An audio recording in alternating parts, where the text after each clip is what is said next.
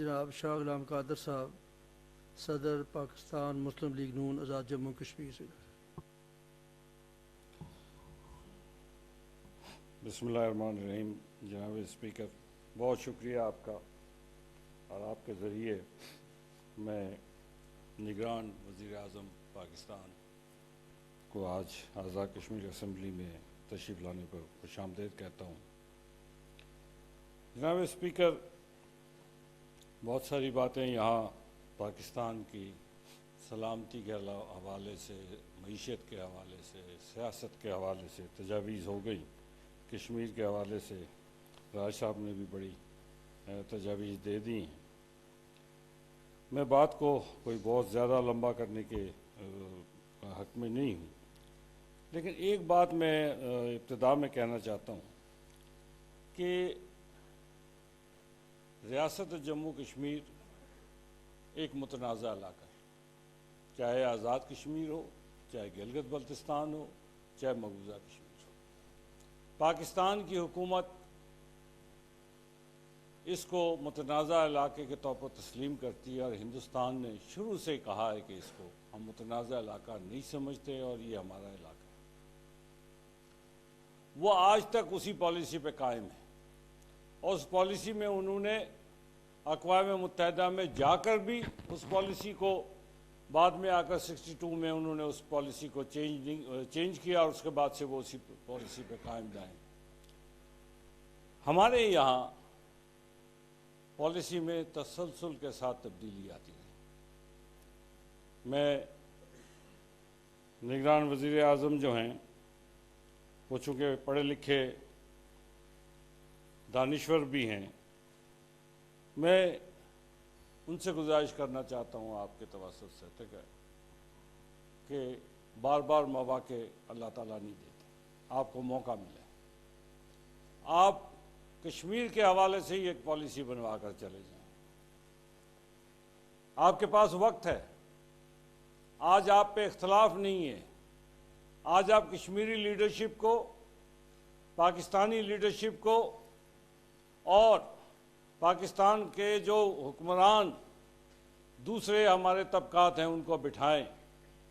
Isolation میں policies جو بنتی ہیں وہ کبھی بھی کامیاب نہیں ہوں گی۔ اور میں آپ سے یہ بھی گزارش کرنا چاہتا ہوں کہ ایک سوچ جو مشرقی پاکستان کی علیحدگی سے شروع ہوئی تھی کہ مشرقی پاکستان بھی بوجھ تھا، وہی سوچ پاکستان میں مسئلہ کشمیر کے حوالے سے بھی ڈیولپ ہوئی تھی، اور وہ ابھی تک ہے چند حلقوں میں۔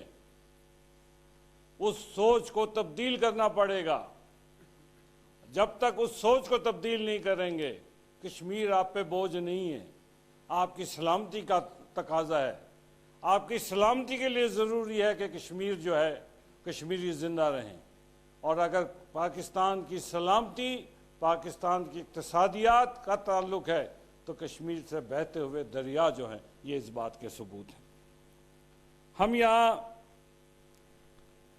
بھارتی سپریم کورٹ کے فیصلے کی، بھارتی سپریم کورٹ نے کب اس 75 سال میں کوئی ایک واقعہ مجھے بتا دیں، ایک فیصلہ مجھے بتا دیں جس فیصلے میں بھارتی سپریم کورٹ نے یا بھارتی عدلیہ نے کبھی بھی کشمیر کے حوالے سے کوئی ایسا فیصلہ کیا ہو جس فیصلے میں اس نے کشمیر کے لوگوں کو کوئی فائدہ پہنچایا ہو۔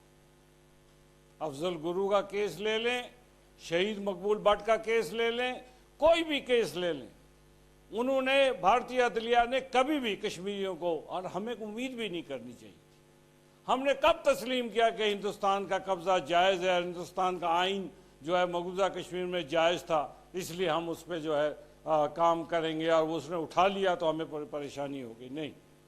جو اصل میں ہمیں تکلیف ہے، وہ تکلیف یہ ہے کہ مقبوضہ کشمیر میں جو ظلم و ستم کے بازار گرم ہیں، جو مقبوضہ کشمیر میں آج ڈیموگرافک چینج کی کوشش کی جا رہی ہے، جو آج میرے انتخابی حلقے سے ہم جب گزرتے ہیں وہاں سے ضلع نیلم میں، تو 60 اٹوال میں انہوں نے ایک مندر تعمیر کر دیا ہے، اور تو اس مندر کو کہتے ہیں کہ ہم یہاں سے شاردا کو جائیں گے، 40-50 کلومیٹر آگے انہوں نے سمبولزم کریٹ کر دی ہے ہندوستان کے ریٹائرڈ فوجیوں کو لا کر ایل او سی کے ساتھ ساتھ بسانے کی کوشش کریں گے، اور اس کی پالیسی بن گئی ہے۔ ہم اس کے مقابلے میں ہماری کیا پالیسی ہے، یہ ہمیں بتانا پڑے گا، یہ ہمیں طے کرنا پڑے گا۔ اس کے بغیر ہم اگر کہیں کہ صرف ہم زبانی جمع خرچ سے کریں گے، نہیں، ہمیں we need something else.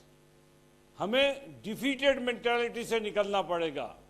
یہاں پہ آپ سے پہلے میں وہاں اسپیکر صاحب کی جگہ پہ بیٹھا تھا، میں بھی اسپیکر تھا جب 2019 میں یہ واقعہ ہوا، اس وقت کے وزیر اعظم تشریف لائے، تو یہاں تقریر میں انہوں نے کہا کہ میں ہندوستان کو واضح کرنا چاہتا ہوں کہ اگر اس نے آزاد کشمیر کی طرف نظر دوڑائی تو ہم دندان شکست جواب دیں گے۔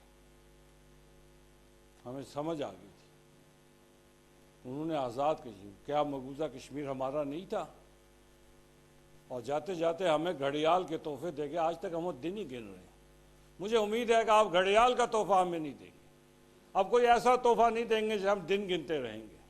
میری صرف آپ سے گزارش یہ ہے کہ آپ ہمیں کوئی پالیسی سٹیٹمنٹ دیں۔ حکومت پاکستان سیدھی سادھی بات کرے۔ ہم نے تو وہ دن بھی دیکھے ہیں جناب وزیر اعظم، جناب اسپیکر، کہ ہمارے نوجوان مختلف یونیورسٹی سے اسلام آباد بلائے جاتے ہیں اور ان کو کہتے ہیں ہماری اقتصادی حالت ایسی نہیں ہے کہ ہم کوئی مقابلہ کر سکتے۔ پھر نوجوانوں کو بلاتے کیوں ہو آپ؟ کیوں ہمارے نوجوانوں کو مایوس کرتے ہو؟ نہیں بتا سکتے، آپ کی اقتصادیات کمزور ہیں تو لیکن ان کو مایوس تو نہ کرو، اس نوجوان کو جس نے پاکستان کا پرچم ہاتھ میں لیے ایل او سی کے ساتھ کھڑا ہوتا ہے۔ کیوں کرتے ہیں یہ کون یہ پالیسیاں بناتا ہے؟ یہاں جو بات کی گئی کہ بالکل ٹھیک ہے، کہ کیا وجہ ہے کہ کشمیر، ایک وقت تھا کہ کشمیری قیادت کو پاکستان کے ایوان صدر، پاکستان کے ایوان وزیر اعظم میں، دفتر خارجہ میں بلایا جاتا تھا، ان سے مشاورت ہوتی تھی۔ یہ عمل بھی ختم ہو گیا۔ میں نہیں جانتا ہوں کس نے ختم کیا، کیوں ختم کیا گیا، اس کے پیچھے کیا راز ہے؟ کیا ہم اتنے irrelevant ہو گئے؟ ہم اتنے irrelevant نہیں ہوئے۔ ہم آپ کے فرسٹ دفاعی لائن ہیں۔ ہندوستان نے اگر چڑھائی کرنی ہے تو ہمارے اوپر سے، ہمارے سینوں سے اوپر سے گزر کے اس نے ادھر جانا ہے، تو سب سے پہلے ہم ہیں۔ تو ہمیں اتنا irrelevant نہ سمجھا جائے کہ ہم اتنے irrelevant ہیں کہ ہم نے جو چاہے وہ کر لیں گے۔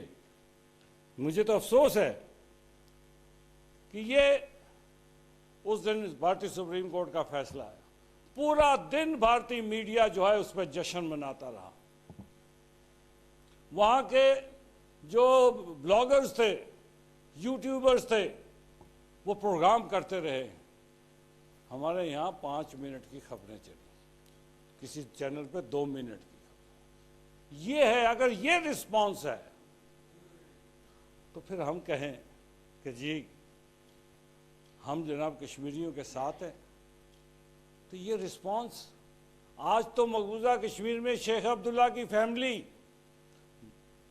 مفتی سعید کی فیملی، آج وہ پیٹ رہے ہیں کہ جی ہمیں نظر بند کر دیا گیا ہے گھروں سے۔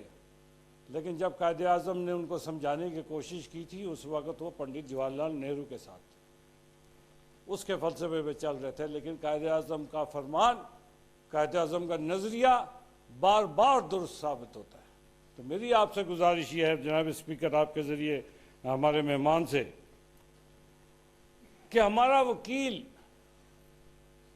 اس کیس کا پاکستان ہے، ہمارا وکیل کمزور ہو رہا ہے، ہمارا وکیل کو طاقتور کریں، اور بہت ساری اس میں تجاویز دی جا سکتے، لیکن ان تجاویز کے لیے اس وقت موضوع وقت نہیں ہے۔ میں صرف اتنی بات کہوں گا، فلسطین کا کوئی وکیل نہیں ہے، آج کوئی فلسطین کو سپورٹ کرنے کے لیے میدان میں نہیں ہے، لیکن ہم خوش قسمت ہیں کہ ہمارے ساتھ پاکستان کے عوام، پاکستان کی افواج، پاکستان کی میڈیا، پاکستان کے سیاستدان سارے موجود ہیں، اور آج وزیر اعظم پاکستان ہمارے پاس یہاں موجود ہیں۔ لیکن اس کو جتنا طاقتور طریقے سے ایک کلیئر کٹ میسج دے دیں اور کشمیریوں کو کشمیر پالیسی کے حوالے سے اعتماد میں لیں، آئسولیشن میں پالیسی جو ہے وہ کسی صورت قابل قبول نہیں ہوگی۔ میں اسی کے ساتھ آپ سے اجازت چاہتا ہوں، بہت بہت شکریہ۔ Thank you sir. کوشش کریں کہ وقت پہ اپنی بات کو مختصر کریں۔ میں اس موقع پہ آل پارٹی یوتھ کانفرنس کے کنوینر جناب محمود ساگر صاحب کو، جناب غلام مصطفی صاحب کو، الطاف والی صاحب کو، فیض نقشبندی صاحب کو، ان کے ساتھیوں کو اسپیکر گیلری میں آن پہ خوش آمدید کہتا ہوں۔ اور اب میں گزارش کروں گا